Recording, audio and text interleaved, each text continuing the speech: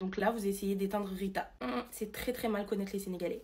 Alors déjà, il faut savoir que Rita, c'est mon amie et je l'ai clairement vue s'éteindre à petit feu dans ce mariage. Alors je vais pas faire comme tous les autres à dire que c'est coutume de protéger son mariage chez le marabout, etc. Quand bien même l'intention est bonne, ça reste du shirk. Et moi, en tant que musulmane, je le conçois pas, je le concevrai pas et je le concevrai jamais. Et je vais pas défendre quelqu'un sur ça. Maintenant, revenons-en aux faits. Vous êtes là à parler du shirk. Mais vous avez vu Rita dans la vidéo ou pas? Est-ce que vous avez vu le visage de Rita? Est-ce qu'on parle de feu nu dans la vidéo? Non, on parle pas. Par contre, calomnier une sœur, dire qu'elle fait de la sorcellerie, ça vous dérange pas. Ça vous dérange pas du tout.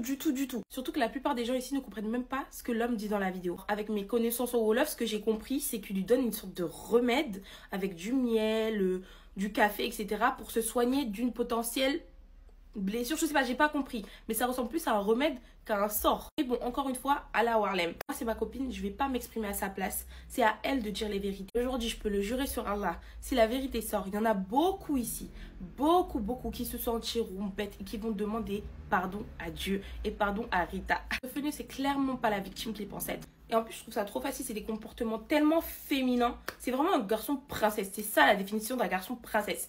Toi, depuis des mois, tu fais des garoualais, traduction, statut visé, sur Instagram, partout.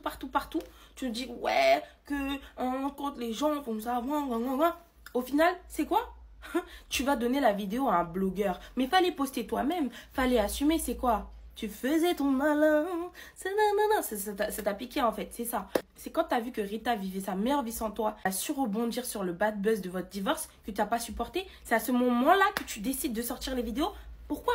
Fallait les sortir quand vous êtes divorcés. Pourquoi tu les sors des mois plus tard? Bizarrement. Arrêtez de juger ce que vous voyez sur les réseaux sociaux. Quand je vous dis que cette femme a souffert, c'est qu'elle a vraiment souffert. Rita, c'est une Saint-Louisienne. Elle est très bien éduquée. Je ne l'ai jamais vue parler des gens. Rita, c'est une personne avec un énorme cœur. Et de plus, de surcroît, Rita n'a pas attendu d'avoir feneux pour avoir quelque chose dans sa vie. Je peux vous le dire aujourd'hui, Rita avait déjà tout ce qu'elle avait aujourd'hui sans feneux. Donc, faire de matérialisme, etc., pas à nous, parce qu'elle aurait pu avoir bien plus que feneux. Et ça, c'est moi qui vous le dis. Et avec tout ce qui se passe en ce moment entre la Palestine, le Congo, le Soudan, c'est sur l'histoire là, qu'on perd du temps. Revoyons nos priorités, vraiment. Salam.